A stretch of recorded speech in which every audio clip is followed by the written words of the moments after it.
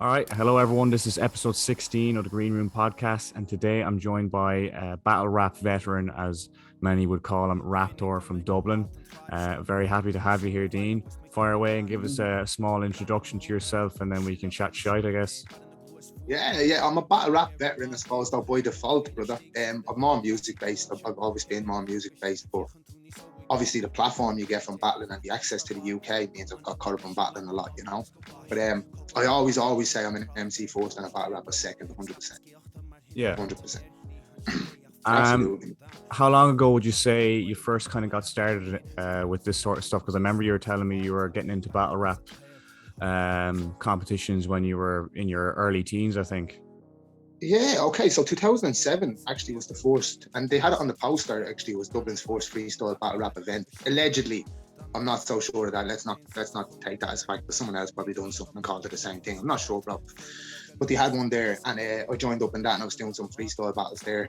Battled Bushy Man, a guy who I actually ended up being in boss level with years later. But I battled him there in my first battle. And I done a lot of freestyles from there on in. I battled, I remember Tim Dog, who used to own Rap Ireland. And Tim Dog used to own Rap Ireland. I battled him freestyle as well when we were at some event. It was the Lord of the Mic or something. It was some event me and Carl ended up winning. But yeah, he freestyled me at that event and I got the bug. And it wasn't until years later when I asked Redzer about going on DFI and he was like, get a few battles under your belt. But like, I mean, that was the only league in town. Where were you going to get battles under your belt? You know what I mean? And then I seen the Lyricist Lounge came along with some freestyle events, and it basically kicked off for me from there, lad. I went in there. We were supposed to be doing a showcase, me, Rob, Andy, and Carl, AWOL.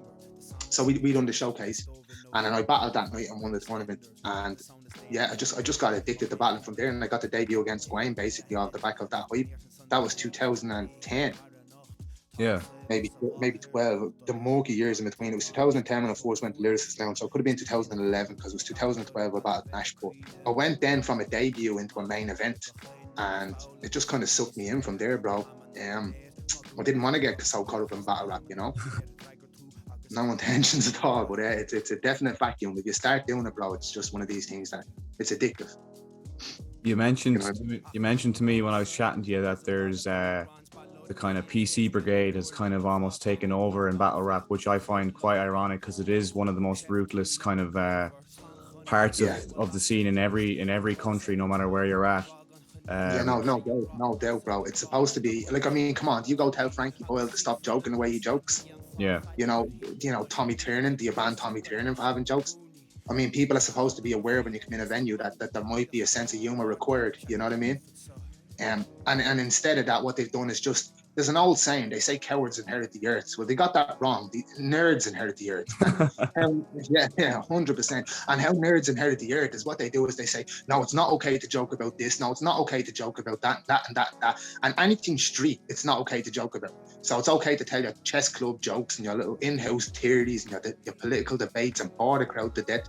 Drop the views and drop the algorithms sufficiently and just say, hey, at least the nerds have a fair platform now, instead of just leaving it open-ended where people could say what they wanted to say and just butcher each other. You signed up for that. It's the equivalent of signing up for a boxing match, me and you, and then you punch me in the face and I go, hey, why did you punch me in the face?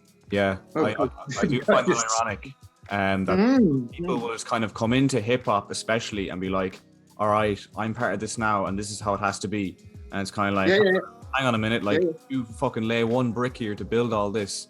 And it's not just fucking giving people an excuse to say nasty shit, but like, do you know what I mean? Like you were saying before, like, it's just kind of schoolyard stuff. Like none of us to be taken too seriously. Do you know what I mean? Like, no, not at all. Definitely not, man. I just went over to Bristol and I was battling Tongue Twister and he had a whole round about my man being on the pipe.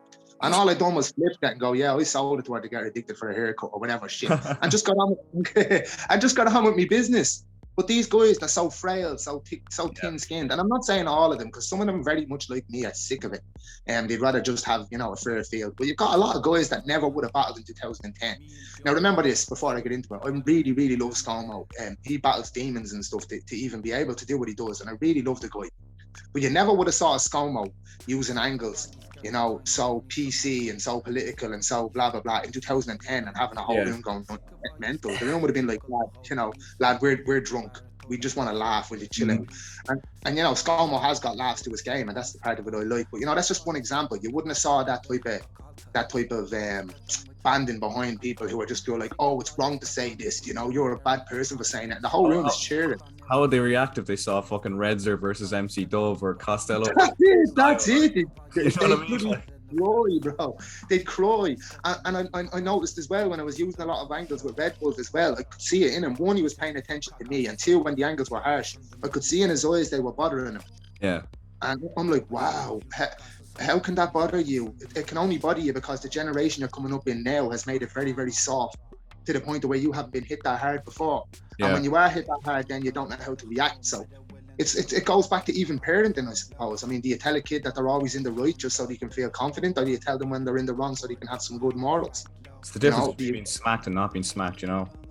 As a child. 100%. It's like, come on, man, I was smacked as a child, and I was the first person in my family to go to college. You know what I mean? Like, what are you talking about? So I look at it all as very, very sheltered, and you're basically rigging the game so these people have more of a footing in it. But then these street rappers, they fall by the wayside.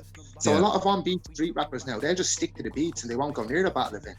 Yeah. And so what they're doing is you're bringing the nerds in and you're excluding the actual rappers. I've no problem with nerds. I'm half nerd myself, man. Do you know what I mean? Clearly, I use words, not guns, so I'm clearly some sort of nerd myself. But what I'm trying to say is, you know what I mean, bro? But what I'm trying to say is you discourage these rappers that would have been like, hang on here, I'm not in chess club, I don't know how to have a debate with you, this, that, the other. You know? It's a stereotype that, like, fucking, you know, I myself, again, would identify as, you know, somewhat of a nerd, but I'm not a virgin either, and I can take a fucking box, you know what I mean? Like, whereas this is kind of opening up the gates for the kind of, you know, soy boy kind of attitude, and it's just, it's making other people steer clear from it because they're thinking, oh shit, if I get involved with that, I'm going to either get crucified or I'm just going to get pushed out of it. Whereas the whole idea in the first place was something for everyone to take part in, do you know what I mean?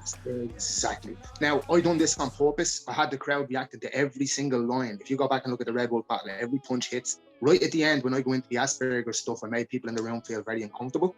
Yeah. Now, if you know me, Connor, you know I can read a room. It's probably my biggest skill set, bro, is the ability to read the crowd. Yeah. Yeah, 100%, bro, man. And what that is it comes from years of experience. So I knew the room was going to feel awkward, especially the people on camera. But the people off camera were reacting. Yeah. And that told me that everybody wants to react, but people are afraid of the backlash online from the Nerd Brigade, from the SJWs. Yeah. And that backlash then online is what stops everybody reacting when they're in front of the camera. And then when they go in comments, oh, this is wrong, that's wrong. Shit, man, I could have sworn I caught you out the corner of me eye laughing during them angles. Oh yeah, fact. Yeah, it's almost has people afraid to react. Like I've been in situations like that where you know, people might fucking be rapping an edgy song, or they might say something edgy in between songs, and I'm laughing my head off, and I'm looking at the crowd and there's not one other person fucking laughing. They're kind of like, they're all trying to figure out what's wrong with. I'm there like, what did he even say? Like, I just thought that was funny. Like, you know what I mean? Yeah. Like, it's a whole different world. It's not even that hard when you're trying to find the exit doors. Like, it's the fucking, what was the name of the place that burned down, bro? The all running for the exits in it. The club in Dublin. Yeah, it was years ago. What was it called? I can't remember. It's like the 70s or so. It's like that, bro. You drop a bar and everybody's legging it for the exits as if there's a fire going on. You know what I mean? It's like, come on, lad. But yeah, like I said, bro, that's because the people online who have time to watch the battles, they're part of that nerd culture that want to fit in. Yeah. So they encourage it and discourage the angles that might actually be a threat to them. And the fact that nobody sees that for what it is, that's discouraging. Because they don't want equality. Everybody just wants their tribe to be the best. And I'd say this to be controversial. Gay people don't want equality. They want gay people to be the best, straight people, vice versa. You know, you pick it. Every ethnicity, they don't want equality in that tribe. The reality is most of the people speaking up online are looking for their tribe to be the dominant tribe. The loudest mouth, at least, yeah. It's still tribalism. It's just, you know, we want more softcore and hardcore, but it's a softcore tribe instead of a hardcore tribe. But it's still a tribe. Yeah. It is kind of ironic then that, like, the people in on your side of things are more open to a more diverse crowd, as opposed to, you know, the people on the other side. It's like they're almost pushing out anyone that's working class or not coming from a background such as theirs, which is ironic because these are meant to be the people that in their position are standing up for the likes of people in that kind of from that background, stuff like that, who've experienced bullying. Yeah. And now what they're doing is trying to bully in a different way, because the internet has given them a platform to give them the power, because it's about intellect a lot of the time. Yeah. And they're more intellectual than some street people. You can't get a thump from the computer screen either, like. Exactly. But you know yourself, man, it's just them about making the landscape that suits them. And so basically what I'm trying to do now is throw a spanner in the works by just basically saying, look, lad, I'm an underground battle rapper. I work for my money. You can cancel me all you want. It has no impact on me whatsoever. Yeah. So personally speaking, I'm just going to keep on using these angles. And I'm going to allow myself to have a sense of humor. I'm going to continue to do that.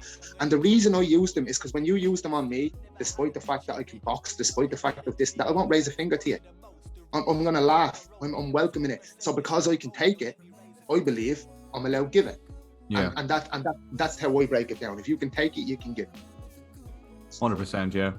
Yeah, man. Really, that's the way I look at it. Really can't see why anyone would get involved with battle rap if they're not thick-skinned in any way. Like, you know, you really need to be like prepared for everything. Like me personally, like I have my fingers dipped in so many different pots that like battle rap's kind of the one where I just was like, you know, I would prefer just not to kind of get involved, because it is kind of a toxic environment. Like there's a lot of fighting, a lot of shite talk, a lot of that stuff, and it just seems like it would fucking drain my energy. I swear to God, that's online. Those people that are online never show up to events, bro.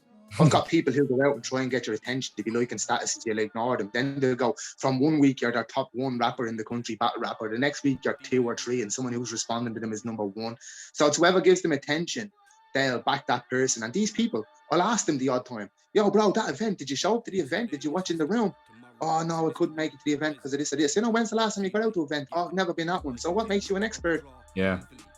You know? There is a lot of people like that, yeah.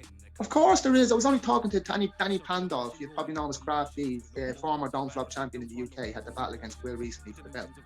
Now, I was only talking to him and he was saying the same thing. He's like, lads, none of these people who troll me on these forums or who annoy me on these forums ever show up to events. They're never in venues. Yeah. So what it is they can't battle themselves because they haven't got the courage. So what they'll do is they'll sit down and create a toxic environment online, and they'll just basically say a lot of horrible shit, try to pit each other against somebody, and favoritism this, favoritism that. And a lot of younger battlers, they get sucked into that. And I used to get sucked into that and respond to these people. Now I don't, because what I've realised is they're looking for their dopamine boost off me. So they're looking for a dopamine off me. You know, because people, and I don't like to say it myself, so I'm not going to say it myself. I'm going to say a lot of people respect me for where I rap and battle in the country. And I'm not saying no more about that because fuck narcissism. So because of that, if I validate these people online, they'll support me. Yeah. But if I don't validate them and they don't get the hit of dopamine from me, or they don't get the reaction from me, and they go below baseline, then what they start doing is seeking it in other ways. And it's just a funny experiment, because I've looked up dopamine and how it affects people, and, and I just literally get a kick out of using that on people, and I'm watching them react like lab rats, bro. It's an easy way to read people. It's a very easy way. And another way to read these people as well is sometimes I'll write a bar for their favorite battler and they'd never know about it.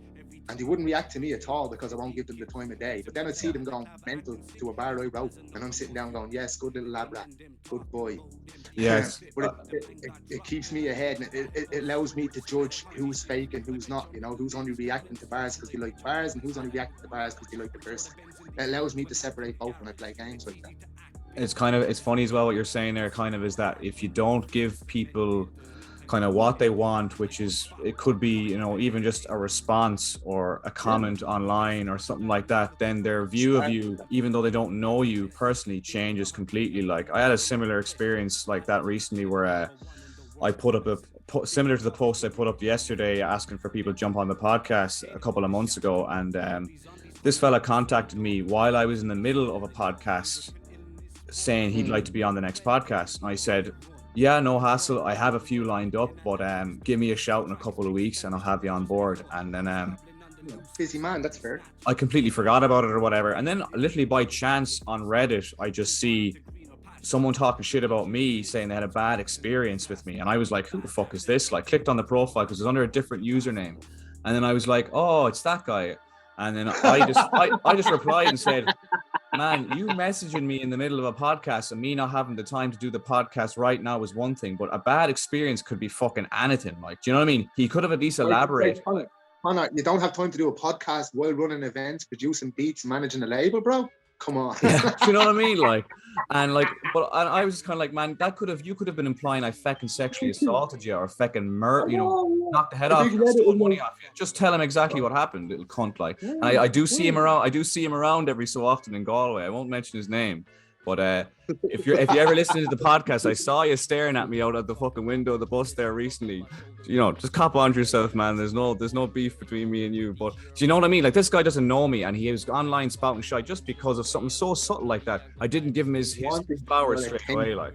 So he was willing to put me on a public forum in Galway, especially where it's a small town, and I'm running events, and my whole engagement with that is posting gigs, sharing gigs, asking people do they want to jump up on stage, blah blah blah blah. He could have bringing new lads through like Danny Ryan and stuff. He could have single-handedly destroyed my reputation there just by that, you know, and that just goes to show that the level of the audacity people have when you don't give them something so small. It's like, all right, I'm gonna fuck you badly now, and it's maybe a bit. It's lousy as fuck, man. You know. I know. And the thing is as well, it's like when you give them the response, then they want the DMs. When you give them the DMs, then they want your phone number. When you give them the phone number, then they want to come over to your house. Then they want you to help them with the bars. Then they want you to feature on their stuff. Bro, they don't want a little bit of you. And take this from me. My girlfriend, she sold millions of books worldwide. And when I go into town, people stop her constantly. They don't want a bit of her. They want all of her. All of her time, all of her. And when she's in a small way, distances herself or tries to make herself uncontactable for her own mental health, you'll see people acting sideways towards her, you know? Yeah. Oh, you know, I bought your book 12 years ago, so you owe me the rest of your life. Wow. And that really is the entitled mentality you're dealing with there. Everybody thinks they're the only person in the world. And I get a first-hand reminder of that in work every day. I'm in there 6 days a week. We got like 10 to 12, maybe 14 different customers a day to deliver furniture to anywhere in Ireland. And I'll ring someone and they go, what exact time will you be at my door? I don't know. I have to give you a 2-hour window because I've got another 11, 12, 13 people on the van. So you get your 2-hour window like everyone else. They're like, oh, specifics. So I'm like, okay, should I tell you I'll be at your door at 16 minutes past 1? I'll be at the next customer at 21 minutes past 2. Like, what are you saying? Do you know what I mean? What sort of entitlement do you want here? Do you know what I mean? And this is it. Everybody when it's music, like, because exactly it's like you should feel privileged in any way, and we do feel privileged in any way if someone buys our music, streams our music, buys merch and all that stuff. But like, I find a lot of the time people kind of expect something in return for that. It's kind of, I bought a t-shirt off you 3 years ago, so I should get this for free. And I'm like, Jesus, man, like, you know, you get a couple of £100 a week to work your job. I'm not guaranteed my wage in any way, and now that's my own decision to fucking go out there and try. It doesn't matter. You're an artist on the breadline. It's not a decision. It's someone else's decision to work in a fruit factory as well. Exactly. So a decision to work on what you want should be something you're allowed to take up for your life. It's your choice, and what you want to do with your life should be up to you. Yeah. Now, here's the thing: those people that ask independent artists that, why don't they go into Marks and Spencers and say, "Hey, I bought a steak off you last Christmas, and so can I get my hand this year?" That's what I always say, and they're just kind of like, I suppose. Do you know what I mean? Like, it shouldn't even be, I suppose, though. It should be. That's a fact. Business shouldn't have feelings, you know. So our problem here is that we engage with these people directly, which makes it a personal engagement. Now we've automatically broke the law of business. So now we've made it personal instead of business. So now all these feelings come into it. And because we're promoting music instead of, say, selling perfume, if someone says they don't like music, feelings come into it. Whereas if I was selling Lacoste red and Lacoste green and you like green and hated red, I wouldn't care. It's just business. But because you don't like one song and like another, someone else might get caught up in their feelings about that as well, and then take issue with you also. So there's so many little traps to that, and there's so many ways people try and maneuver, and I don't think they realise they're doing it themselves. That's the problem. Yeah. Most people, I don't think they're coming from an antagonistic point of view. They just don't get it really, because it's still kind of, you know, the scene in general across the board musically has really expanded a whole lot, especially with the use of the internet and stuff like that, where you can just kind of get, like, I'm probably doing a lot better overall than people realize, just because, you know, it's not in their faces the whole time and stuff like that. And I guess it's still new for people to kind of know, oh, I know a rapper, or I know a producer, or I know someone besides someone who just plays fucking guitar in a pub, like. So they don't really know how it actually works. Like, some people probably think I'm making fucking absolutely nothing and I'm just doing shite, and then some people probably think that I'm fucking, you know, driving a fucking Audi. Like, it's like, no, like, it's kind of something. I'm able to pay the bills. That's about it. Like, but you know, it's kind of like they don't really have the idea of what an independent artist is, and they don't realize it's kind of like if you're going to stream my EP 100 times on fucking Spotify, why not buy it once on Bandcamp? And that already makes me more money than that will fucking 100 times over. Do you know what I mean? Or, you know, if you buy this t-shirt, you know, it goes a long way toward what we're trying to do. We can fucking put on bigger and better gigs for ye in the future. Like, do you know what I mean? Like, and on top of that, what you're doing, and I don't see anybody else out west doing it, you're taking artists away from that little tip of the street, bro. I mean, these lads, half these lads would be out selling 50 bags of weed or 100 bags of coke or standing on the corner. They wouldn't be sitting. Just no comment. But we're not going to get into the ins and outs of the criminality.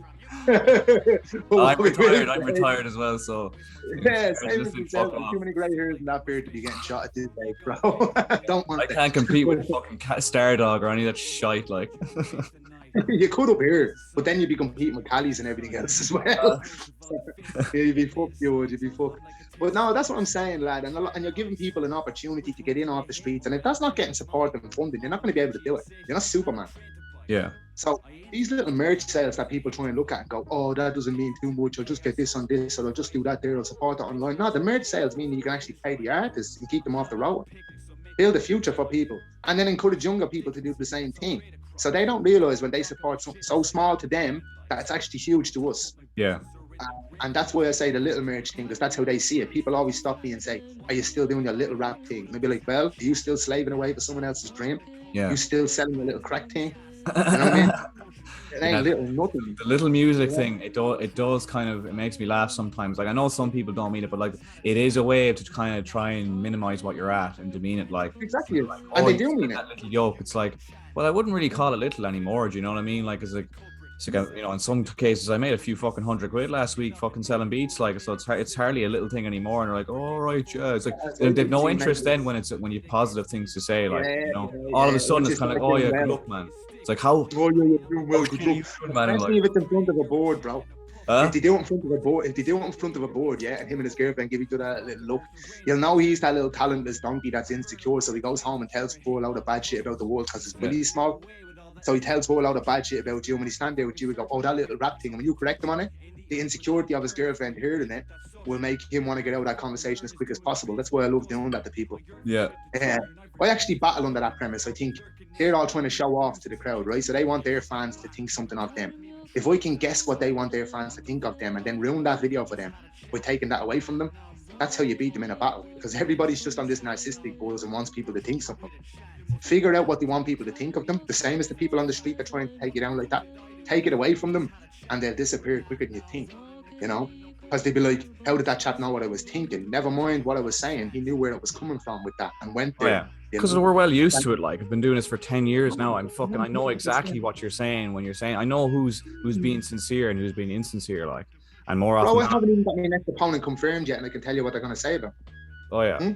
Yeah, they're going to bring up the Matt thing and the pedophile thing. They're going to bring up the Carl French thing as if I was in the room when something happened and I'm supposed to be Superman and flying around and getting involved in gangster stuff when I'm not a gangster.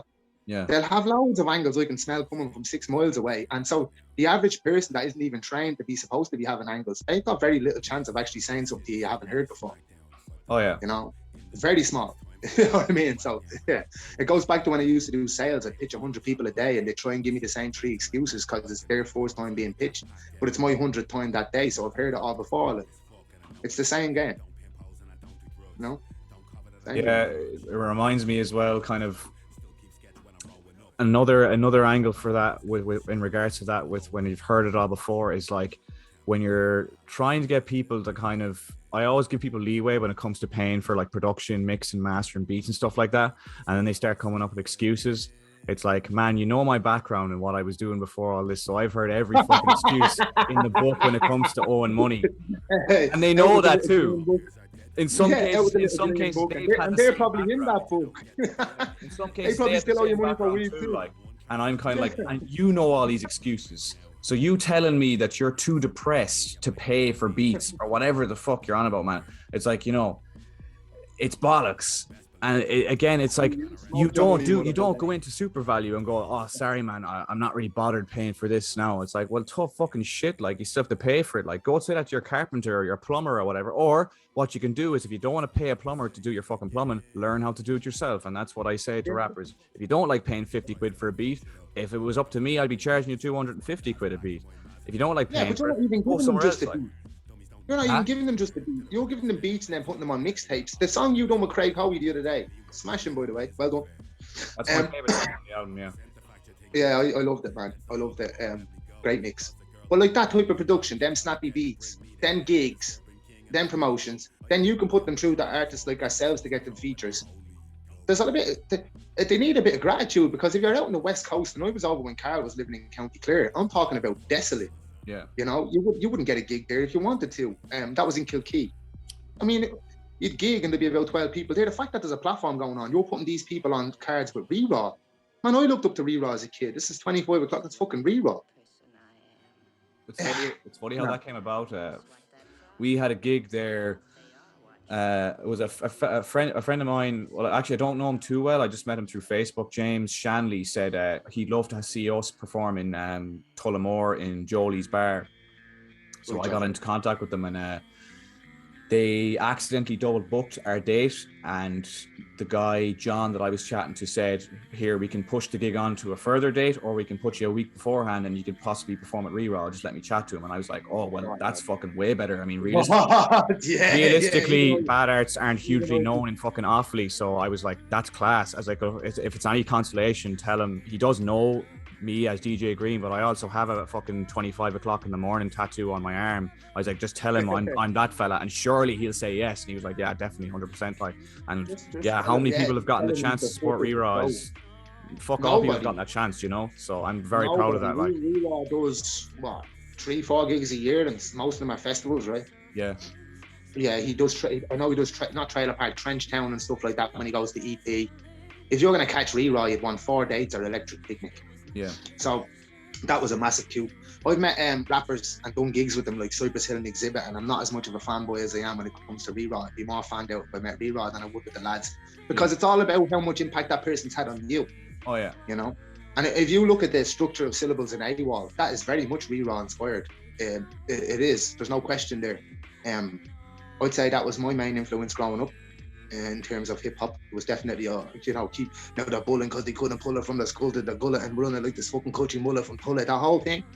If you look at the way we rap with the patterns and stuff like that, they've changed from there, and we've added flicks and stuff like that. But if you look at it, them patterns, that's what we started off being influenced by.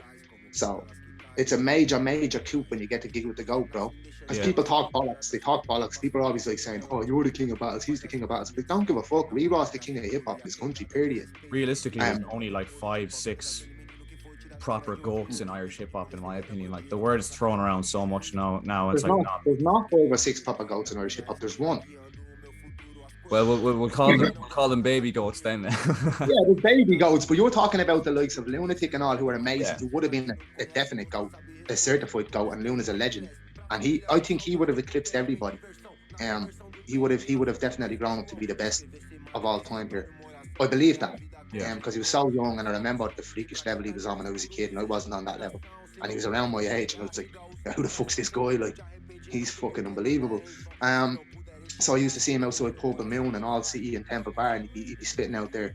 And I'd be like, wow, who the fuck is that guy? Around about the same time, I heard of Mr. Incredible, who later on went on to become Inc. He'd be dropping freestyles outside Dr. Quirky's around the same time, and just slagging people on the streets and stuff. And I remember, yeah, man, that's what Inc. was at. And his name is Kieran, you know? He used to be a nice guy. He tried to get me involved in a few illegal things with me mate Franco Gleason, but I won't even say anything about that here. Fair enough. But it was like, hey, why don't we all go off and do this while we're in town? And me being young and from where I was from, going, yeah, stupid idea. But first met him there, freestyling, and the same as him. If he'd have grown up, he would have been in that category. If Lunatic had grown up and had a fair shot at life, he would have been in that category with Re-Raw. But at this moment in time, nobody is. You show me another person whose songs played on CSI Boston. You know, you show me another person who literally is sought after and will only do 4 gigs a year. Or show me another person who gets the reviews or the compliments he gets even from his peers. Yeah. You know, he said something nice to Alan Newman about my album when it came out, and I was like fanboying to bits. And he's literally the only person I feel that way about in Ireland. Him and Ricky Ron is Out the Elements are my two best favourites.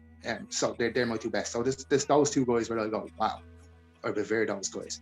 But after that, I don't really. I just see people that are, on the same wavelength as me, and that's all I see. I don't see anything different, and I don't speak to anybody any different. But definitely that guy, he deserves his flowers, man. 100%. So I give them, he can have them where I'm concerned. There's no doubt about that, But I wasn't the biggest. Now this is gonna sound controversial because I'm doing Irish hip hop. I wasn't the biggest Scared Yearda fan. I thought Re-Raw was the main rapper there, the only rapper there. The two other verses on Dog View kind of went below par for me, and then he kind of carried that and done the solo stuff. Yeah. Now DJ Mech's a great producer, but it doesn't translate into rap. You know what I mean? Yeah. Oh, he's an amazing DJ. Oh fuck me! Of course he is. I have a collab with him. It's God knows when it'll happen because we're waiting on an artist in between us. Basically, that artist, I won't name him because the project is secret. It's from overseas. But he got on to me and said, "Do you know any? Is there any? I want to keep this project basically Irish based. It's like a passion project for him." And he says, "Do you know any Irish DJs that might be do some scratch?" And I was like, "I know DJ Mech, and this fella's won competitions around the world and stuff like that. Possibly with some massive heads that he would actually know himself personally. If you want me to give him a shout." So that'll be very cool when that happens. But God knows this yoke might not be another 6 years for all I know. But if Mech gets too busy on that, you should also get on to DJ Flip. He's a world scratch champion. Yeah. He's their world scratch champion actually. Sick, yeah. I wasn't aware of that. Did you not know that he was Ireland's first ever world scratch DJ champion? Oh, sorry, you said Flip, did you? Yeah. Oh, sorry. I could have even said Slick, because Slick and Flip, for some reason, I keep mixing them up a lot. Yeah, I know Flip actually. He was DJing at the J-Roo with the Damage gig there in the Workman's there about 2 months ago. It was a fucking savage gig, and he was only called up last minute for it as well, because J-Roo's DJ's flight got missed, so it was literally a fucking spur of the moment sort of thing that he got involved with it. But I'm very aware that he's a fucking savage DJ as well. Flip. Beast, bro, beast. Yeah, for me, there is only Flip and Mech in terms of that level. So let's say in terms of the Re-Raw level, there's Flip and Mech. Yeah. I know Frankie Jazz as well. Actually, he's been around a long time. He's an OG too. Actually, another savage one from Galway. Yeah, I haven't heard much of his stuff. He often scratches for Re-Raw at his gigs, and he runs the scratch games in Galway as well, which is a totally free event with all the fucking savage DJs, and a couple of rappers hop up every so often for it too. There's like a DJ competition at the end, and initially the competition used to be, or the prize used to be a load of basically a mass. Everyone basically contributes to a fry up for you the next morning. But since we're in the modern day now, it's a vegetarian fry up for the following morning afterward if you win. It's a funny prize, but it's gas when you're seeing like the competition and the level of talent there. It's like you think it could easily be a competition where someone's winning €1,000 at the end of it. You know what I mean? But they just all come have the crack, and you don't even have to pay to go to the gig. And I was saying to Jimmy, it's like, if this is what was my gig and it was a fucking week-long thing, I'd be charging people 10 quid every night to go in, and they'd fucking probably pay it too, But that's not his angle, and that's totally fair. Like, it's very sound of him to do that. So, big the hipster types. Jimmy. You ever met Shakalak? I don't think I have, no. No, they're similar. They're the real hipster types. They tend to just throw on free events because they love getting in and vibing with everybody. So they literally just want to do the vibe, and it's not about selling out for them or anything like that. And that's another topic as well, bro. You'll see a lot of flavor in the months, and a lot of people underappreciate. The underappreciated people, and always get mistaken, they're underappreciated because of their skill level. No, it's not true. Yeah. A lot of them, myself included, don't put a lot of time into promoting or branding, or looking a certain way, or trying to stick on a fucking Montclair jacket in the middle of summer just for the sake of it. That's not my game, bro. And a lot of people are like that as well, if they're old school and just love the craft. So you'll tell who loves the craft and not. So they destroy most people who you see doing commercial stuff and just this left, right rhyming, something, but something, no, just left, right, boy, the dead rhyming. But they'll do that rhyming, and they'll do it wearing the right clothes, they'll do it with the right videos, they'll do it with the right image, and they'll do it knowing how to promote. And if you think an artist is ever going to outsell a businessman or a promoter, you're crazy, because artists make money when they're dead, unless they have good promoters who know how to bleed them while they're alive. Yeah, that's why that nuance is set up the way it's set up. It's kind of obvious. If you see Shakalak playing live, they make music unparalleled. I mean, it's fucking incredible when you're in the venue and you go see gigs with lads who get hundreds of thousands more views and it's just a beat, two guys on stage rapping. You're like, how can you get the same amount of views as these guys when they made that beat, scratch and everything? It's because the guys don't promote it like that. True. They're not going around with branded clothes, you know, they're just keeping it authentic and staying true to their art. They're always the ones you can't find on social media then if you're looking them up, like. Yeah, that's it. You go and say, wow, I seen them, they were amazing somewhere, and you can never find them anywhere else again. Ironically, that's how I got in with that artist I mentioned from overseas, is where I couldn't find him under his artist name. So I looked him up under his real name and I found this account on Instagram with like 100 followers and it was him, and just got chatting to him. And because I guess he wasn't kind of, he was fresh to social media, it probably, at least Instagram, it was probably a massive thing for him, for a producer to text him and be like, oh, what's the crack? I'm a massive fan. If you're looking for beats, give me a shout. And he didn't initially respond, so I was like, well, he's obviously hearing that every fucking week. But then he did get back to me. He says like, oh yeah, I was busy there having a flick through your beats. Definitely, let's get working. And if he'd been on social media for another couple of years, understandably, he probably wouldn't even have opened the message, because the likes of Be Real, Eminem, I was going to say Tupac, fucking Nas are getting messages every Tupac ain't replying to any message lately, bro. Are getting thousands of messages every day saying, please listen to my verse, please buy my beats, please this, please that. So, Prof said that when he was reviewing Kamikaze. He sat down and doing a reaction video to Kamikaze, and he said it. He said, your mate John sent me this, and I wasn't initially going to watch it because everybody says their friends are dope. It's just something people say. He goes, but actually watching it, you're really technical, and gave me some compliments. But initially, he wasn't going to bother with that either. Yeah. But for the same thing, you get a lot of spam every day. Just from being Prof, isn't it, really, bro? You get that. But you'd get that even at a local level here, bro. You'd get inboxes that go straight to my requests, say, from people I don't know, and then I wouldn't respond to them and be like, oh, this guy's a dickhead. I'd be like, well, it went straight to my requests. You've never even added me. You know what I mean? And I'm small to him, so I'm imagining someone on millions and millions of sales and They probably don't even run their social media accounts half the time.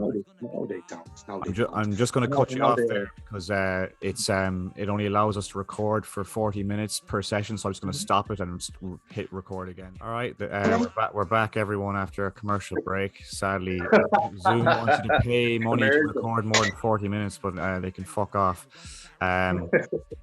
You want money to record more than 40? Basically, that's why you have to upgrade. So I'm assuming that's what it was, basically, subscribe or some shit like that. But no. So yeah, I was gonna ask you: you're also not just a battle rapper? You also have your own music too, and you have some released out there. Maybe not as much as I personally would like to listen to, because as I said to you before, I rate you very highly as an MC. But are you currently working on stuff, or do you have stuff ready to be released, or do you have an album finally coming or some shit like that? Yeah, actually, bro, it'd be the second album. Obviously, the first one I done now with Alan Newman. This one I'm working on at the moment, it's going to be the second album. But you know what, bro? This one's going to feature a sample from Christy Dignam, because he asked me to sample one of his songs. And fuck me, man. To grow up listening to Aslan, and then to be putting one of those songs on a project because he requested me to do it. But when trad heads never took hip hop heads in this country serious, kick that door down, have people taking us serious in that way in terms of lyricism, that for me is big, bro. Like I said, I think Re-Raw was it'd be more of a situation I'd fanboy on than like if Cypress Hill Exhibit. They don't mean too much to me personally. They're great music, but it didn't connect with me as a kid. Whereas like Christy Dignam, Re-Raw, people like that, but to do songs with someone who was the lead singer in Aslan, bro, when I grew up just down the road hearing that music, that's fucked up, man. So that's going to be on the album. Being Polite might be on the album as well. I've got a couple of songs done. Maybe I have 3 songs recorded and I need to do about another 7. Hello? I can't hear you there, buddy. Can you hear me now? Signal? Yeah, I can hear you now. And do you have any performances coming up that are outside of battle rap, in terms of like, are you going to be doing any of this music live anytime in the next couple of months, or are you kind of waiting until you have the whole thing kind of finished before you kind of get up and do that thing again? I would like to do that. I would like to have the full project there. And the reason why, lad, is because the songs I have on me set now, they might be new to some people to hear first time, but they bought the shit on me. Sorry, I'm just putting me vape in me smoke. Yeah, they absolutely bought a shit on me to try and perform, and I'm trying to perform with excitement for stuff that I'm not even excited about. And yeah, it's difficult, lad. It's difficult because someone might be hearing it for the first time, but I've got the list mixed, mastered, perform it. And after so many years of performing this shit, just like, oh god damn it, I need something new to keep me excited when I'm performing, you know? Yeah. Otherwise you're just gonna see me on stage looking like I've got barely any energy and half-arsed just because I'm not really feeling the songs, you know? So I suppose I'll finish them all off first, I'll polish them up, and I'll do some gigs. But in the meantime, I'll do some gigs and just try a couple of the new songs out, you know?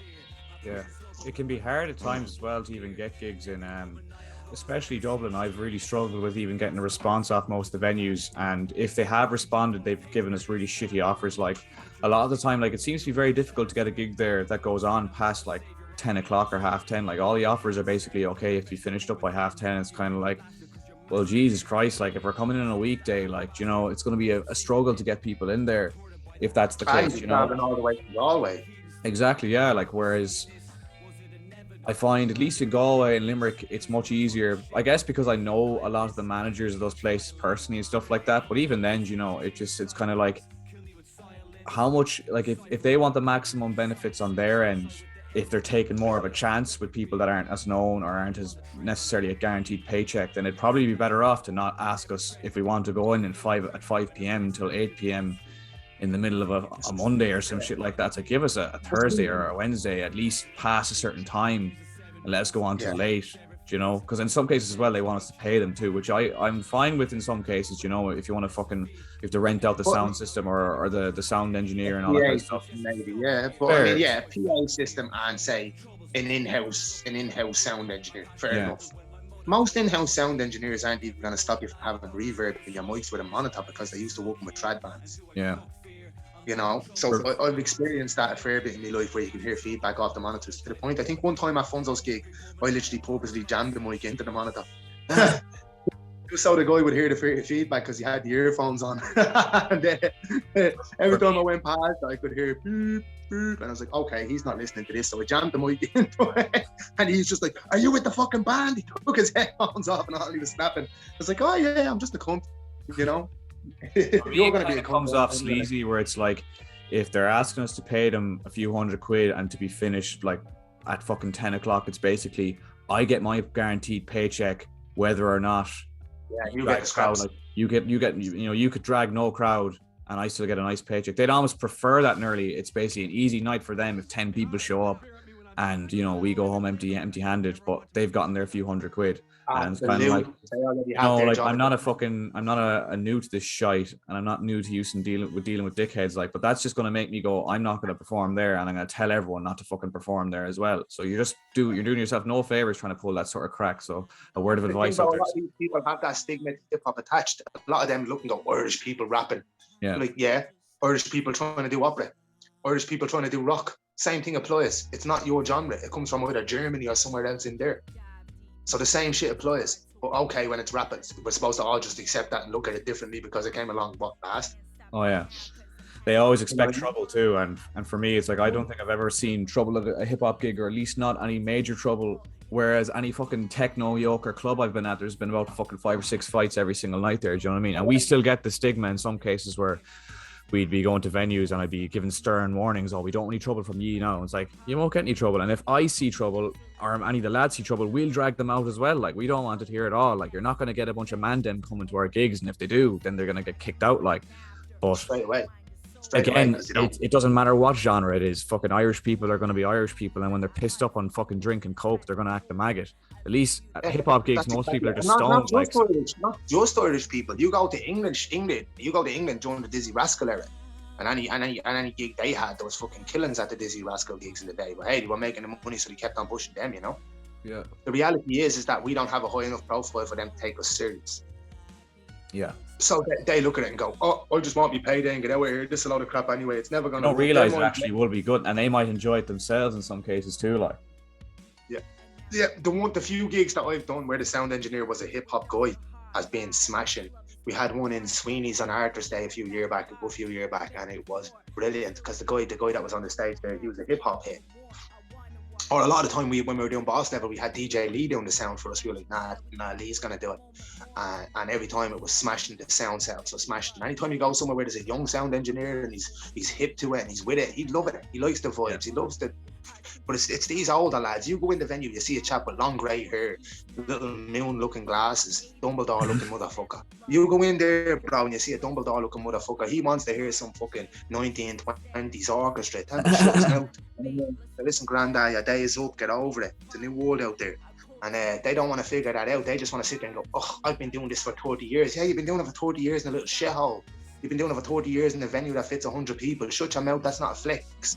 But it annoys the bollocks out of me when you see them sitting there going, I know music. If you know music, then why didn't you ever make it in music? Why are you the guy sitting here with the sound engineer's desk? You don't know music. You've listened to good musicians. And that's something they need to wrap their head around. So because they're failed musicians that end up in that job, the bitterness is already there as well. Yeah. So you trying to make it in something that they failed at, they'd automatically see you as a reason not to like it. And I'm telling you, this is true, bro. This happened to me enough times for me to know it's true. Yeah. But you can see it. Too, like. You can see it, bro. You can see it. You're like, dude, you're still living in your ma's box room. You're 80 years of age. You failed in music. You smell like Samson tobacco. And you want to sit here and tell us what people want to listen to? Bro, that's like Joe Biden being president of America. What are you trying to decide the future of America for when you're not going to be part of it? Yeah. I mean, with all that adrenochrome, you'd probably be still alive in 20 years, like, but... Exactly. And the guys at the geeks get a lot more adrenochrome if they basically let younger people into the events to do hip hop. You know what I mean? Collect that on them in the jacks or something. I don't know. Fuck me. These lads, they spook the shit out of you. You walk in, you're like, lad, that leather jacket doesn't make you hell's angel either. You know what I mean? Chap trying to talk to me about rap and asking me what the snake is, and I'm like, what's a snake? And he showed me a hand gesture, and I'm like, bro, what was that? A rap move in 1971? I wasn't even born in 1971. I don't know about that. You know what I mean? all I know is young people like to get in and dance and jump around the room and react to bars. That's what I know, and I think your old ass is blocking the fun line now. I had a similar experience to that where I was sitting in the old 55 in Galway, which is a gig I do, or as a venue I do gigs in every so often, and this older lad sat down next to me and he was looking me up and down. And I was wearing a trackie, like, he's like, oh, I bet you think you're a fucking big hard man with your tracksuit. And I was like, yeah. I was having him on. I was like, oh, I'm the big man around here. I run this shot. And he was like, oh, do you? You're the big man, are you? I was like, yeah. I was like, and what sort of music do you listen to? And he was like, rap. He's like, oh, fucking rap. Oh, you rapheads think you're so hard and all this shit. And he was going on about all this shit. He's like, oh, I'm from Bohermore. I know this fella. I know that fella. And like, it was getting to the point where he was just rising himself and he was getting angrier and angrier, and I was just not really responding. And then eventually he was like, do you think you could go with me? And I was like, man, look, nothing to do with hip hop or a tracksuit or anything, but you're about 60 years of age. It's like, I fucking cycling too, like. And it's like, and I'm not looking for a fight at all, but like, you know, just calm down, like. And he was, oh, I was actually only messing the whole time. He's like, was I coming off a certain way? I was like, you fucking were. Like, he was leaning over across the bar toward me. I was like, this fella's gonna do something here. And I was like, here, lads, just watch this fella now if he does anything, like. And it turns out he was only messing, and he loves Ice-T and he loves all this sort of rap stuff and all that shit. I was like, you fucking had me going. But again, yeah, it was the whole fucking, like, that's Irish. You rappers, you young lads, you think you're this, you think you're that. I was like, man, I'm just fucking calmly fucking drinking a pint here. Like, you're the one who's getting fucking angry, like. I think I'm having a good time, Grandpa. You okay? You know what I mean? No, it ain't my fault that Dick ain't worked in 10 years. Get some more Viagra into you. For fuck's sake, you know? Start learning how to love your life a little bit and stop focusing on what other people are doing. But now that's what's wrong, bro. A lot of people who are sound engineers, and I hate saying this because I'm probably going to hate myself with most of them in venues in town. They're sound engineers because they failed in what we love to do. Yeah, no one said I want to be a sound engineer. Do you know what I mean? No one's ever said I want to be the guy that doesn't make the music. No, they fucking didn't. That's the equivalent to saying I want to be sat on the bench while my team is scoring goals. You know, or that's the equivalent to saying, hey, I started out wanting to be a boxer, but I'm so happy I became a cut man. No, brother. You know what I mean? No, and don't take that out on other people. There's good odds I'm not going to make it much places in hip hop, but guess what, bro? I ain't going to go taking it out on everybody else who does well after me. Because that's what little bitches do. You know what I mean? I'm going to be happy to have played my role, to have helped build something that younger people can come along and find and take it to the next level. That's my role. I came along at a generation where that's all I can really achieve here. Yeah. And I'm cool with that because I love my craft. Other people, they disappear, you know? When, and I hate saying it, Reds, I'm sorry, man, but you decided to be a dick yourself, so here's a shot for you. When Class A's didn't have that #1 hit and become like Westlife, like what Reds said on RTE, Reds, I stopped rapping, you know? Well, I'm not going to have a number one hit. I stopped rapping. But what that means is you don't love rap, man. It means you were only in it because you thought it was a get rich in 5 minutes scheme. Which is why Reds wouldn't be on my GOAT list and Re-Raw would. Which is why Ricky Rawness would be on my GOAT list and Reds wouldn't. Terrorist would be on my GOAT list because Terrorist does it for the craft. Yeah. You know, but you can see that Reds genuinely felt like they're going to be the next Westlife, but with rap. He actually said it on RTE. I wouldn't have even mentioned that, but the guy tried to be a dick too many times, and he deserves me to mention that now. So fuck it. Fair enough. Yeah, it's the truth, bro. The truth is the truth. Sometimes the truth hurts, and you'll see 100 people like that. They start off getting hundreds of thousands of views, and you know people are loving them. The hype drops off a little bit. They're not going to be famous, and that realization dawns on them that the Irish accent is actually quite restricting, and it doesn't really travel well. It's almost abroad. a curse to be successful from the beginning, because I know people that happened to, like literally straight away. They were put on a pedestal and they just kind of felt like, well, I basically don't have to do anything else now. I'm sorted, like, and I haven't heard or seen a word of them in years. And I've looked at their YouTube accounts or whatever. Their YouTube accounts are deleted, like, and I was like, man, you had more views and subscribers on your first song than I probably had in my first fucking 20. Do you know what I mean? Like, amen, bro. Amen. Another one as well is people getting paid for gigs at the beginning. I've always gone out of my way to, like, if I'm involved with something, to make sure whether I'm running it or I'm kind of performing, to make sure everyone's getting sorted and shit like that. You think I don't know you look after your lads when Carl raps with you? Come on. I treat Carl like shite, man. I've baited him around the place. Rightfully so. But what I was saying to a few of them was like, and this is not in regards to my own lads, more so fucking other people I've just been working with, is like, you're very lucky to be getting paid 100 quid for this is your like second gig. Is like, man, I didn't get paid for my first 20 or 30 gigs. You know what I mean? So like, but don't expect that every time. Not necessarily from me, but like in future, be happy to take opportunities too. Do you know what I mean? Because if you're getting paid 100 quid for one gig and the next thing you're probably not going to be offered money for your next 3 or 4, depending on who's running it. That's just how it goes. You might be inclined to fucking say fuck that. And it's the same with music. It's like your first few songs, you could be lucky enough for them to do really well, but it almost kills your drive to kind of constantly be striving and to do more. And then they sit back and they look back. It's like, oh, how come I'm not doing as well as him? It's like, well, he's stayed at it. When he got to your level, he kept climbing, whereas you just kind of fucking got up your own arse and essentially became way too entitled way too quickly, and no one wanted nothing to do with you, so you got fucking pushed out, basically. You see a lot of these people, bro. They try rap out and then they go in their 30s and all of a sudden they're doing MMA and jiu-jitsu and they're expecting to be the next Conor McGregor. It's like, did you jump one? So you thought you were going to be Eminem, then you thought you were going to be Conor McGregor. What, do you want to go back and be Muhammad Ali after that when you're 40? Yeah. You know, it's pick up a football and put it down 5 minutes later because you're bored. Or I'm going to stop drawing this picture now because no one's liking me picture. So did you draw the picture because you want to be a good artist, or did you draw the picture because you want other people to think you're a fucking good artist? They saw fucking how your life could be if you were a good rapper. Whereas most people just got into it because, like, we like rap, we like producing. Like, I wasn't thinking of fucking money or anything like that at all when I got involved, or babes, or getting my arse licked, or any of that shite. And I still don't get any of that shite, like, but still, like, you know. No, I do sometimes get the bum kissery, but if I open me mind up to compliments, it means I have to open my mind up to criticism. And I'm okay with doing that once I do both. I'm not okay to saying it's great to have all the compliments, and then when someone has a bit of constructive criticism, we got to close the door. So you got to make your mind up, because if you're willing to take a compliment, you better be willing to take the criticism, in my opinion. Yeah. You know, because otherwise you're just saying, you can say anything good to me, but my skin's too soft. You can't say anything that'll actually try and make me better myself, which it's a big shame, you know. And that's generational, by the way. That's not necessarily hip hop. That's generational shit. It's a lot of these kids don't know how to take criticism, bro. You give them criticism and it's an attack. Yeah, it's fucking insane. Like, next thing they're really nosy, like. Yeah, I find I've always done better under criticism. Like, if someone sits there and tells me before a battle, oh, this is going to be easy, this is going to be that, you'll see one of me half-assed performances, bro. Yeah. But if someone tells me, oh, you can't beat this guy, I'm going to get really pissed off and be like, what you say, mate? And all of a sudden, the motivation is completely different. It's a situation, and in my last 2 battles I was really motivated for one and less motivated for the other. It was because the first guy annoyed me and sort of said, I have 1,000 ways to beat you, and I was like, no you don't, I'm going to destroy you for that. And the other guy was more humble and saying, well done mate, you're sick, I'll see you when I see it. He got a better deal, and the guy who was pure cheeky with me, as the Red Bull situation, he got what he got. So it's like, motivation should be the criticism. Someone saying something to put you down, that should light a fire in your belly, whereas people are letting it break them. and saying, okay, I'm not going to be involved anymore. I'm just going to quit now. That's a bit strange to me. Yeah, and I will say, like, at least from my experience, that a constructive criticism is few and far between. More often than not, if I do get criticism, it's just people trying to do it out of fucking badness, basically. Like, it's never anything You've like. got a lot of people hit though, because where you are is the main thing now. Oh yeah, and like just that's gonna create that. That's gonna happen, bro. Like.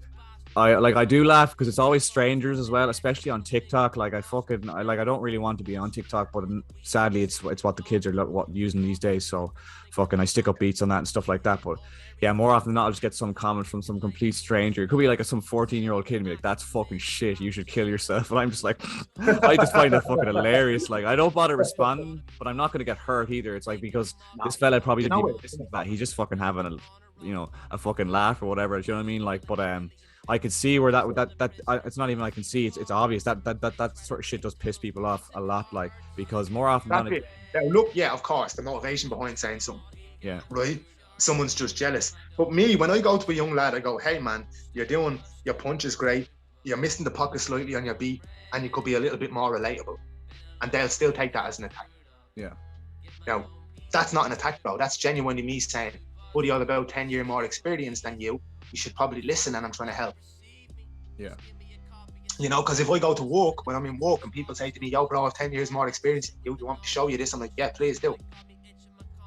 You know, that is my mentality. And so when partially because they're young, you know, when you're young, like, you don't want to fucking listen to anything anyone says. And I guess we don't like to seem like we're at that age now where fucking kids who are 18, 19 are going like, what the fuck do you know? You're fucking, you're old. What do you know? I've had people calling me old and I'm fucking 26. Fuck off. Like, I was like, I was your age literally 3 years ago. Give me a break. Like, oh, bro, I get it off battlers every time. Every battler, and the most viewed battle they had before that point is 1.6k, and they never main evented in their life. And they're like, yeah, bro, you're like 10 years older than me. And I'm like, you're right, bro. And when I was your age, I was already at the main event in about 5 shows, and I was at the Plain Electric Picnic, and I was at the Bean and the Irish Times, and I was at the Having 4.5 stars and Albert Review, and you have none of those things. So what are you trying to say? See, 24-year-old me, it smacked 24-year-old you up and down the place still. So imagine what 33-year-old me will do to you, you know? and that's how I look at that argument. I'm like, you fucking idiot kid. You know, grandpa, time to go to sleep. Yeah, how'd that angle work out, bro? You're at the losing.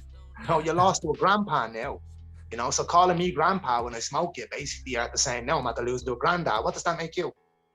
It's a double-edged sword, definitely. Like, if you're gonna make something you shouldn't say, because you know what I mean.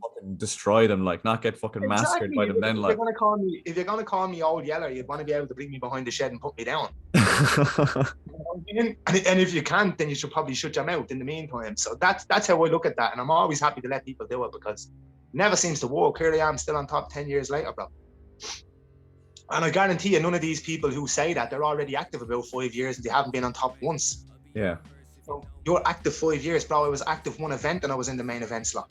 Don't even compare that. Like, I mean, unless you're doing that, the only young battler that can compare himself right now to what me, Nugget, Reds are, even Hades, Carl, a few of us did. The only person that can do that right now is Visual. Yeah. Visual is impressive. He's so impressive. And you know what, bro? For him to be the most talented and the biggest threat to where I stand in this country right now, he's the guy with the most respect. And the most willingness to be able to go, nah, man, you deserve your respect, but I'm still coming for you someday. You know what I'm saying? Yeah. And he's flat out about wanting to destroy me, and he probably will. He's very good. It'll be tough. It'll be, I don't know, bro. He's a 50-50 battle, but he's a 50-50 battle because he's a man who has his mind in reality. Yeah. You know, he's not walking around with his head in the clouds thinking I'm battling this rusty old man or whatever the fuck he thinks. The shock of your life after getting hit with 2 bars when you think that. You know what I mean? Whereas Visual's gonna come up in a bloody stab blue vest, riot gear, ready for war, knows what's happening. Doesn't have that disrespect, and I'm just gonna have to go into the trenches with the little bollocks, and that's just the end of it. You know what I mean? It's inevitable. It's inevitable, bro. That battle's going to be a nightmare for me and him. So it is what it is. But I love the young fella, you know, as a person and as a talent. So if he's the biggest threat to what people are calling me right now, and I support him, shouldn't that be an example to other people? Yeah.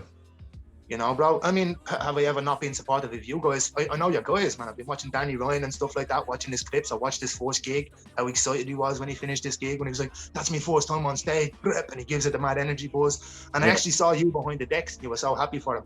Yeah. And that's why I support you. Oh no, I was laughing at him. That's what I was doing. How pumped you are. Fuck you, Danny, man. Do you remember your first gig, bro? Yeah. I was fucking shitting my pants like. Yeah, I was. And then when I didn't fuck it up, I was like, oh, I'm amazing. I'm so excited right now. Mine was a fucking DJ competition a couple of years ago, and that's probably about fucking 6-7 years ago at this stage, probably longer than that. And like I wasn't nervous at all before I got on stage. So someone said it like, "Are you nervous?" It's like, well, now I fucking am. And I got up like, and luckily I was standing. There was a table that was like just above my waist, where the decks were. My legs were shaking like, and I was like, I don't feel nervous. I don't think I'm nervous. My fucking legs, you'd swear to Christ, I was after facing a fucking shotgun to the fucking head like. But after that passed, like, and even then, that was probably the most hostile crowd because I think they knew all the other DJs there. So when I got up there, they're kind of like, I got the glare from the crowd, like, who the fuck is this clown? So like that was probably a good thing to get the first time, and after that, now it's grand. Like I could get up on stage, fucking fall over and bust my head, piss drunk, and I wouldn't give a shite. Like I'd be like happy. I was like, I don't care what people are looking at me, whatever. Like, you know, it goes back to Jay-Z, doesn't it? What Jay-Z said: when you first come in the game to try play it, then you drop a couple of hits. Look how they wake you. So it's like you walk in the door first time. I remember my first DFI event. I strolled the door with two little young fellas, my little cousin and his mate Ryan, and they wanted to come support me. No one in the room knew me. And then after that, I had everybody coming up and shaking my hand, going, man, da da da da. But when I first came in, people were like, who's this fucking EG, you know? Yeah. And so, yeah, I was that guy too. It's a beautiful experience, bro, because it shows you how quick things change when you smash it. Yeah. You know what I mean? And you're certainly smashing it right now, bro. Fair play to you, man. Fair play to you. Because when you come out to me gaff that time out in Neilstown a long time ago, and you wanted to get shit started, you know, so many people say that to me and they never actually follow through on it. Yeah. You know? So when you actually did it, I went down and followed through, and I was like, look at this motherfucker. And then next of all, I see a gig with Rerun and all. I'm like, look at this fucker. You know what I mean, though, bro? That's respect. That's how you get your respect, because then nobody's sticking your neck out there as well. A lot of people are afraid to do that. Like their egos are too fucking just sloppy to be texting people and asking. You know, I'm the kind of guy, like, I will text and ask. I don't care what level I'm at or what level you're at. If I feel like, you know, I want to work with someone, or if I want to do a gig somewhere or anything, I'll just go straight up and ask. And I know how to approach it from the point of view where it's like, you owe me nothing. So like I know how to approach someone like that. A lot of people with me, especially with the things that have kind of gone on the last year or so, it's more often I was like, oh, now I want to talk to you, and now I want to ask you, can I get a gig with you there, man, or can I do this? Can I do that? And I'm like, fuck off, like there's no fucking way, like, you know. Look at fucking Dubzino. He goes into prison and he's got nobody caring, and he comes out and he smashes it and gets a load of views, and then there's everybody, oh, do you want to do a song with me, pal? Yeah. Yo, bro, you weren't asking him to do a song with you when he was hanging around with, you know, young Shay and all around fingers, right? Yeah. But now it's like, let's do a song, pal. Let's do this, pal. Let's do that, pal. Pal, that game just keeps going and going and going. Half the cunts that used to hate me years later come back and be like, yeah, do you want to feature on me stuff? And I'm like, no. Yeah. No, you were a dick. I remember you being a dick. My memory's like a fucking elephant. Look at the size of them ears, bro. You know what I mean? I ain't going to show you me trunk on video, but an elephant doesn't forget. And that's just the reality of it. And yeah, man, it goes back. A lot of people are little turncoats. They don't support you until you climb past where they climb. And when you climb past where they climb and other people are talking about you and you're relevant, everybody's jumping on the bandwagon going, oh, I had your back the whole time. So did you, bro? Yeah. It's insulting. It's insulting where it's like, you know, I hate when people kind of come from an angle where it's like, do you think I'm fucking thick? Like, it's like, I know exactly what you're at. And I'm one of the people that publicizes that this is the kind of lad I'm at. Like I am. Like you said yourself, you're good at reading rooms, and I'm very good at reading rooms too, and reading people. Like, and it's just like, do you know what I mean? Like, it's like you know that I have my eyes out constantly for this crack, and you know you should be well able to go, all right, sure, I did this with him before, and I helped him out here, and I helped him out there. And I'm not saying everything's transactional, or like if you want something from me, you have to have done something for me before. But you know what I mean? It's kind of like, it should be like, okay, I've not really supported this guy. He's asked me to fucking do a gig with him or perform in a track, or I never finished this track for him, or blah, blah, blah. A lot of this time wasting bullshit. So I really don't have the nerve to be asking him, can I headline his next gig? Do you know what I mean? That kind of shit. That's common. That's a bit of respect and courtesy. Yeah, it's a lack of respect too. It's like, you know. And headline as well, over your lads that you built up and spent time having to do every gig. I've had people ask me to ask other people, will they perform on their tracks? And not even bad arts lads, but like just lads, I know he's friendly kind of with him. And I'm like, I'm kind of friendly with him, but like, I don't know him like that. Like, why don't you ask him yourself? And it's honestly, it's like, you want me to like basically go through what you're not willing to go through with, is basically go up and ask him nervously, like, oh, would you let this fella feature on your next track or something like that? Because they don't want the humiliation of possibly being told no. And then you know what that's like? That's like, will you shift her or will you shift me? yeah.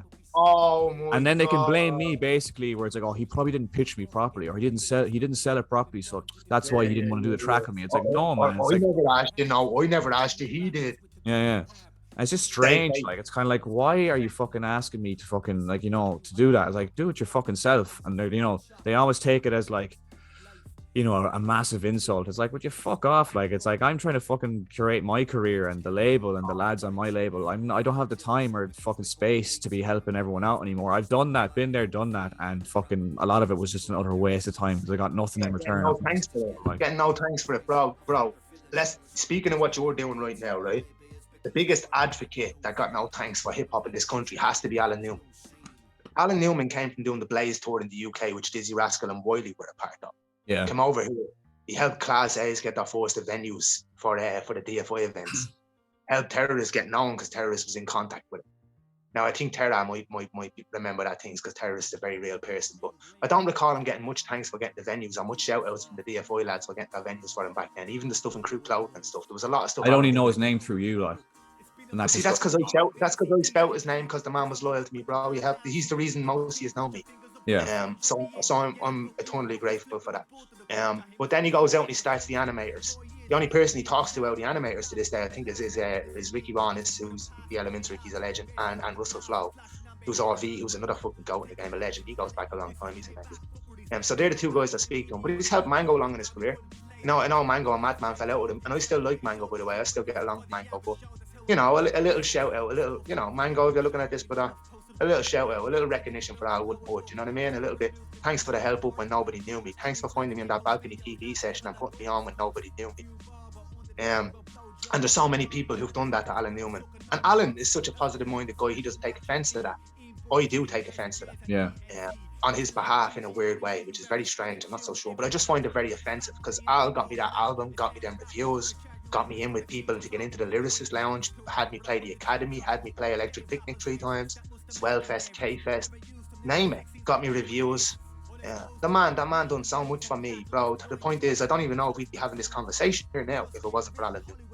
And people don't realize how valuable having someone like that is to your fucking career. Like, I mean, most people don't have those people there, and more often than not to shit on people who are doing substantially well, but they usually do have at least one person like that involved that knows people in the business, and a review, a fucking newspaper spot, a fucking, this videographer owes me a favor and he's got a big platform, I'll fucking get you in to do a video with him. Stuff like that means so much in regards to your kind of jump from A to B. So like people, like, if I had someone, I've never had someone like that in my position that's constantly been helping me out and giving me fucking really good opportunities. I've had to do a lot of it myself, but like I'd kill for that. Al's in Sligo. Al's in Sligo now, living in Sligo. Why don't you reach out to Al? I mean, if he's still involved and doesn't take it like he thinks he's not getting dragged. What we were saying, we were on about networking, right? Yeah. You should really get on to Al because he's in Sligo down there. And I mean, he's out West Coast, right? Wild West. Wild West, boy. I'm telling you now, Al's the guy to get on to. And I know there's some Sligo artists up there that don't get much of a look in as well, like Ahern Branley. This side up. This side up are some of the best to ever do from here. Now, the boys definitely. I know them personally, Shane and stuff. They're fucking unreal, bro. Now, they get their love. Now, there's a guy, Ahern Branley, that doesn't get his love. I don't know him. What? I don't know him, no. That's the point I'm making. But he's very good. There's people like that, bro. Like, I heard you was on a podcast. I was listening to your podcast ages ago, and you were saying something about me and Carl being underappreciated. Yeah, and there's about another 100 me and Carls, and that are even less appreciated, like. Exactly. Even worse off than that, bro. Yeah, and that's these guys, and you'll see them drifting around. Fuck me, you ever heard of Johnny Darko? Yeah. So Johnny Darko is easily, he's a threat and a half as well. He's one of the reasons I can't openly say I'm guaranteed to be the best battler from here. Carl's a reason. There's so many. But he doesn't get the value he deserves. He's doing songs now and getting 3K. Man, that guy used to have a #1 album on iTunes. That's mad. I wasn't aware of that. But yeah, I've seen he's been releasing a load of stuff lately. I get no love. That one where he's going around, he loves Star Wars as well. He's a big Star Wars head. I'm a big Star Wars fan as well. But he's going around the fucking forest dressed like Chewbacca, a big Wookiee head. Not my choice of outfit, but definitely my choice of flow. Amazing. Well, I definitely prefer the whole approach that we are Irish, so we shouldn't take ourselves so seriously. Like, I do the same. I don't, to an extent, because if you keep letting us get known as a joke, then you've got like from Dustin the Turkey into Rubber Bandits into Versatile into where's our 4 Ls like in the UK? Where's our Kalashnikov? Well, even then, the 4 Ls, that's more I'm thinking like, you know, they're 4 lads wearing owl masks on stage, but they're still savage MCs. Like, that's the kind of what I'm saying. Like, if you listen to Leaf Dog, bro, you know what I mean? It's no joke. Yeah, that's it's very much my approach too with my own music. Like, I don't like to act like I'm one of these kind of artists that's elevating above everyone and telling you how it is. It's more, this is just my fucking music and I'll make it whatever way. But like, yeah, there's always going to be comedy in there. It's not parody rap like Versatile or anything like that, but I'm not going to act like my sense of humor isn't someone who fucking takes the piss out of everything. Like, I'm not a serious guy, like, so you know, that's the thing now. You have to understand as well, while I'm saying this, I'm a big Versatile fan. Yeah. And I think of many people, and I don't think it's because the boys can't rap. I don't think the boys are going around telling everybody that they're re-raw. No. I think the boys know full well they're having a laugh and they're making very entertaining videos and it's fucking hilarious. And if I want to take stress off in the daytime, and if I don't want my whole day to be wrecking my head, I stick on one of their videos and I get pushed around in fucking trolleys, all getting me out of head. Man, it's fucking hilarious. The guys are hilarious, and the people jealous of them need to look at the mirror, man. Yeah. Have a good long look in the mirror there, because you're not jealous of them. You're bitter at yourself. Yeah, I can see like where it can be frustrating, where it's like all the biggest stuff in the country is parody stuff, and it's kind of like, you know, it's the Irish mentality where if you got up there and said something serious, they'd be like, that fella's full of notions. But if you get up there and say, I love drinking, taking drugs and feeking beers, it's like, oh yeah, that's true, like, you know. So yeah, but you see what that they only seem to apply that rule to hip hop. They don't apply that rule to Emma Kerwin. Yeah. They don't apply that rule to fucking Damien Dempsey. No. You know, they want him to say that poetical stuff. So I want to say poetical stuff. I'm a Damien Dempsey fan. I'm a Brendan Behan fan. I'm Irish. I want to grow up being able to speak poetically and Celtically. I don't want to have to be a class clown my whole life. Yeah. You know? No, I fully agree. I do want to have a laugh, but at the end of the day, if you want to see me having a laugh, come watch me battles. If you want to see me taking something serious and loving me and loving technique and appreciating good rhythm, come and listen to music. Yeah, you know? I agree with that, yeah. You know what I mean? So I'm happy to do the comedy. Clearly, bro, I'm a stuff for a cheer. I love when people laugh. Come on, man. I love to laugh, but at the end of the day, I do want people to take us serious as respected lyricists. And I'm not speaking for me, because when I talk about this list, if you view yourself again, that goes back to what I said about narcissism, and I refuse to go down that road, bro. I spent a lot of my young ages growing and that, thinking I was the best thing since sliced bread, and I don't want to go back to that poison anytime soon. It took a good woman and sobering up to straighten me out, and I really don't want to go back there. And I think it's a slippery slope. Yeah. So I try and leave me out of it. So let's talk objectively. Roby, Carl French, Ricky Ronis, you know, a Demla, Scabman. He's only a fucking kid and he's incredible. Your guys over there, you know, what you're doing there, TY, although the little bollocks gives me grief and I give him grief, I'm not going to do that now because he's a young lad coming from the country I'm in. I'm just going to squash that. Right. So does TY, he's doing it. He's still a bit left right on his flows, but what he's saying is amazing, and he is going to get more technical because he's quite young. So we've got so many people. So what are all those talented people to do just because they're not comedians? Are they supposed to fall by the wayside? Yeah. No, that's not, you know.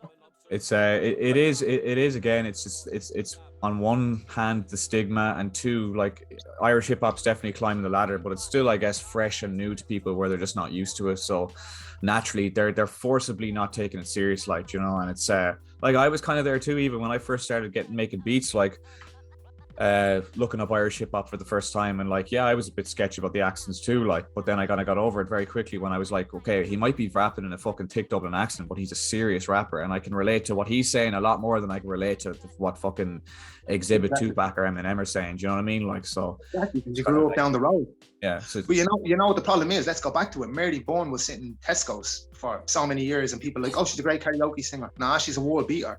But no one spotted her in time. And just because she was the guy at the counter, no one saw her as anything special. She's the guy who says, you have food in Tesco's. How could she ever be special? Yeah. You know, it's this ignorant Irish mentality, not realizing when you look left and right, you're looking at extremely talented people. You're just not giving them the credit they deserve. You're not giving them the opportunity or the support to go and prove that they are actually that, to show you that it's a diamond in the rough. Yeah. And the reality is that you can't even argue who the best is in this country anymore, because there's so many great artists here that now it becomes a thing where it's opinionated. I might think 5 people are my top 5, and you might have a different top 5 to me. In some cases, you might not have even heard of fucking someone else's top 5, like, you know, half the time. At least when I'm looking at magazines and stuff like this, you see top 10 rappers in the country. It's like I've heard of one of those rappers, like, and I thought I was well versed, like. Yeah, probably Mango, right? Mango's the only person familiar on them lists, right? Yeah. Yeah, when you look at the list, honestly, I think a lot of us should get behind Cello. I haven't really tuned into his stuff at all. This is why I want to tune into his stuff, because he takes us down the serious road. Yeah. He's getting people, comparing him to Pop and to having him in charts and stuff like that right now. And he can open doors for you and me. You know, instead of us sitting here and begrudging him for the shine he's getting right now, we should push him through the fucking door so we can all get through the poxy door and get some food. But instead, it's the begrudgement. Oh, he's doing this and he came along a bit later than everybody else. Yeah, but he's working really, really hard. And his flow is really, really good. And his beat choice, okay, it's a bit drill, and maybe some people prefer boom bap, maybe people prefer trap, whatever. But the guy is good, you know. Just because it might not be your style, that does not mean he's not good. He's fucking good. The grudgery is a major issue in Ireland in general, but the music scenes as well. You know, it's like I never feel intimidated when I see someone who I can happily say is better than me. Whether that's something I just find it motivating, but not a toxic motivation, as opposed to like, oh geez, I need to really up my game here. But like, it seems the average mentality is like, I'm not even going to give that guy fucking the time of day because he's doing well. Fuck him, sort of thing. You know, that helped us grow up. We got away from that growing up because I think in our group you were probably the best for a week, and then one of the other 2 lads would overtake it. Yeah. And then they'd be better than you for a few weeks, and then you'd have to switch around again. Yeah. Yeah. So if you look at it like, right, Robbie's the best producer, I'm the best freestyler, and Carl's the most relatable. So who's better? Carl's it's you little dickhead. Carl recently texted me and said I'm the best battle rapper in the country, and he's on Bad Art. So does that mean you all support me? Well, I certainly do, anyways. So does Danny Ryan. Yeah. Danny's a young man. He was on to me as well. He's a good young player, great young player. But not because he liked me, because he actually works his bollocks off. I'm only joking, bro. He said we take the ego out of it, yeah. So you know this, bro. I'm only haven't taken the piss, man. You know this. But no, like that, man. Nobody's better at anything. Like, someone's better at football, someone's better at basketball, someone's a better goalie, someone's a better striker. So like, this is the problem. So what? Does Cello make better drill than me? Yeah, I don't make much drill. He's more experienced than me. What's wrong with that? Yeah, I don't see where the hostility comes from, unless there's like a personal thing there, which there rarely is. It's usually someone they've never even fucking met, like. That's it, and it's down to bitterness. Oh, this guy's doing well. Good for him. You know, maybe ask him how he's doing well. Maybe be a nice human being, approach him and say, hey, bro, can you help me with the promotional game? I approached like Zeno before the whole argument. All Carlos talking to him for ages. He was doing really well. I was like, yo, man, will you help me out with this? And he was like, yeah, no problem. Yeah. And just like that. Yeah, no problem, bro. And why are you going to sit there and begrudge these people, bro? Boy, I don't understand it, you know? I really don't. And more often than not, when someone asks about another artist, like, that you might know, is like, oh, what's he like? He seems like a fucking cunt. It's like, where did you even pull that opinion out of in the first place? Like, it's like, you don't even know the guy. It's like, well, I actually know him, and I could say he's not like that at all. In fact, the majority of the scene that I have met and come across have all been 100%. There's only a few here and there that I've had issues with, but like, for the most part, everyone's grand, like, you know. I put it like this: Dino and Carl obviously don't get along. They had their issues, and it was sad how that all turned out, right? But from speaking to both people, you'd say they were both really, really good people. And what I think happens there is all the shit in the middle, and pride gets in the way, and some people are battlers and some people aren't. A big situation happens, and all of a sudden you've got a good guy and a bad guy. That's not ever true. I grew up where I could be fighting with a guy last year, and next year he's selling me weed, bro. Yeah. You know, so, and I don't, that's true. That's a true story.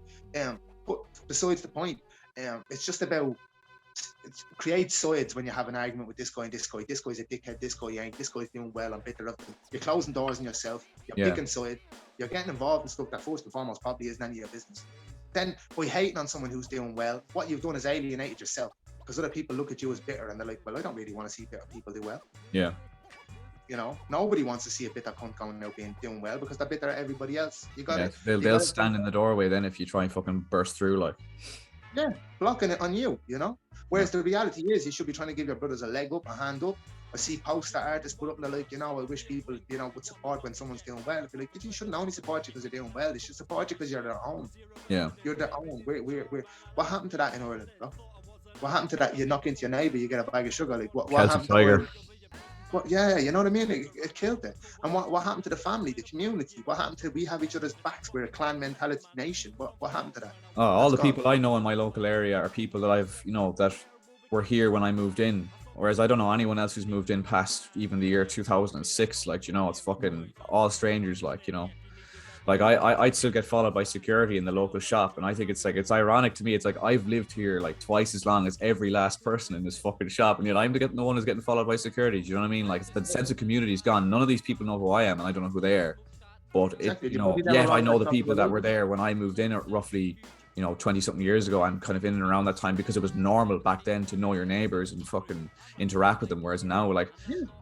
I personally don't have any interest in fucking talking to the local fucking housewife racing down the road in a Range Rover. I can't imagine we'd have much to talk about anyway. But you know what I mean? It's like, No, I don't like me two neighbours here, and this is supposed to be well known. Actually, there's no neighbour there that passed away. The neighbour over here on the other side, an annoying cunt. This is supposed to be fingless.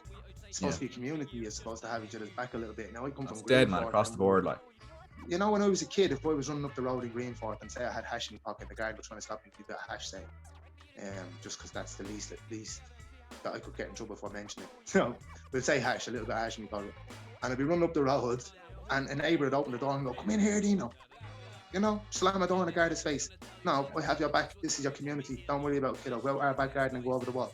now they throw you to the wolves. Like, Now they're at the ringing the police. yeah. What? Because you have a bit of hash in your pocket? You know what I mean, though, brother? What was he gonna do? Go beat someone to death with a block of hash? Was it? And especially when you're talking about this hipster guy, like, you know, I don't believe in killing. I'm not gonna kill nobody. I'm not gonna do anything like that. I'm not involved in this shooting, whatever the fuck's going on.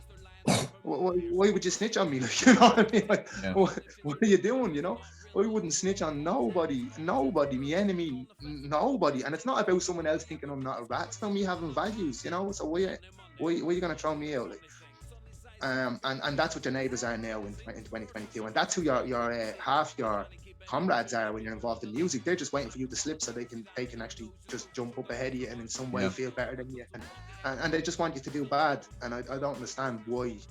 I don't relate to that.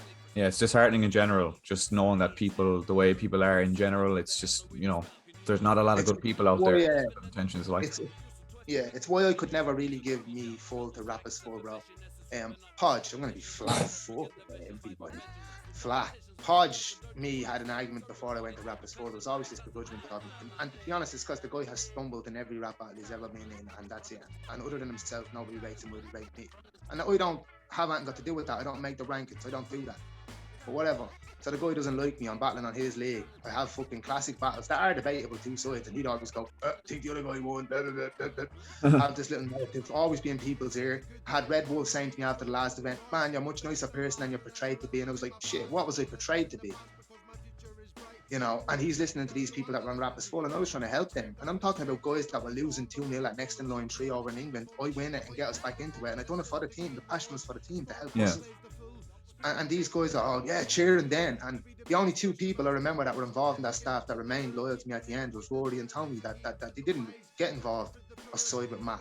And when the rest of it, when Podge and all that sided with Matt, was a chance. It was like, can't beat him this way, so I will beat him that way. And they think I'm not smart enough to read the whole lot of them, bro.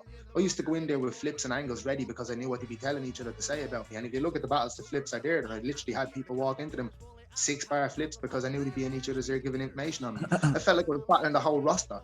You know what I mean? Except for Robbie and Carl and Hades and Gav and Johnny Darko and Baylor and my friends and Lizzie. You know, it felt like I was battling the roster bar my friends. Yeah. Do you know what I mean? And I still have classics, bro. I still have whoppers. Still killed it. Because you can't stop me like that. You can't stop me like that. That's bullshit. You're telling yourself that's bullshit. Because you can't, not that you can't stop me because of skill. You can't stop me because I know what way you think.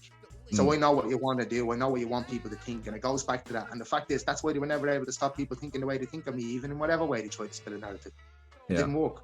You know what I mean? And it was because of that. But I always felt like I was battling the whole roster. And I always felt like that was down to Podge's begrudgment of me. Always. And that's just something I haven't really spoken about in public, by the way. So that's one for you on your channel, bro. You got to choose here. I had to choose there because you're having a real chat with me.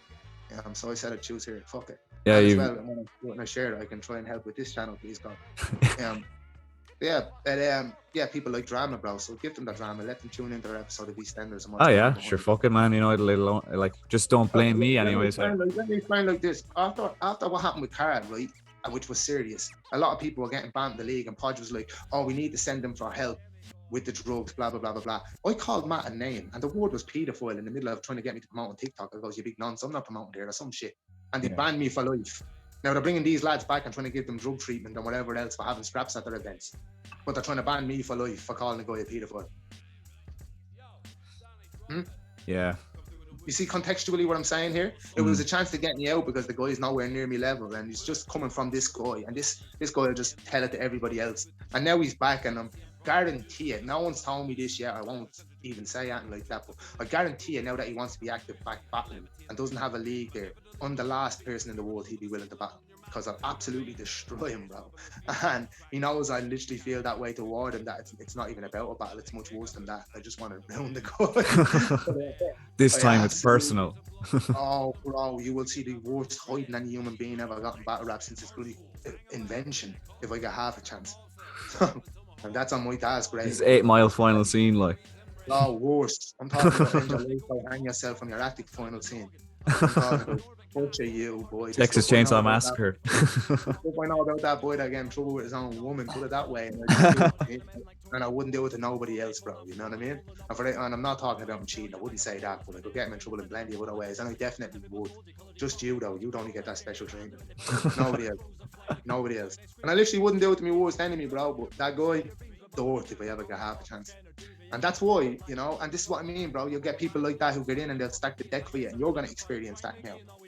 So I already have. You're going to experience, and you're going to experience it the whole way up, man. I started experiencing it very early.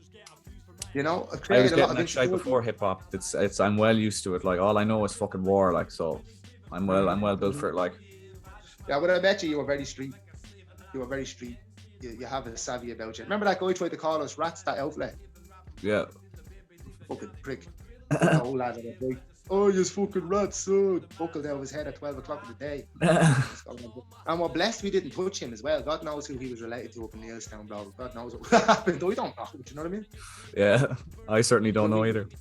No, neither do I, and I'm from there, you know, so I don't know who he would have been related to. I can't imagine someone like him weighing 6 stone would have said it without backing. You know what I mean? So I'm thinking he said it because he knew something, and I'm glad we didn't respond in a negative way, because I don't think, again, he was warning you, man, that I was a rat. Oh, yeah, you're a rat, yeah. Snitch on yourself as well, bro. Sound, sure, fucking, that was a, thank you, I'm very fucking thankful for having you on. That was the best chat I've had on the podcast for a good while now. We got fucking loads there, and potentially started World War III in a few different fronts there with some of the stuff you said, but sure, you know. You know where it didn't start World War III, bro, and I'll say this out straight. The boys don't want smoke with me. They'll sit there and tell their friends they want smoke with me. If you want smoke with me, all you have to do is tell me. Yeah. And I'm not saying, oh, I'll batter you. I'm saying, jump on a stage and I'll destroy you, bro. No problem. We keep a rap. You know what I mean? But if it's a Podge, or even if Redza had a fence that, and I said, by all means, meet me on a stage. I'm here. I'm not going to swing gigs. I'm not a scumbag neither a day.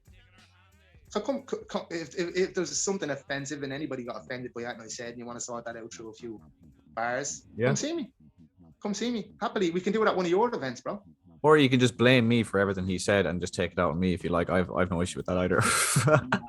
I like starting the trouble myself, bro.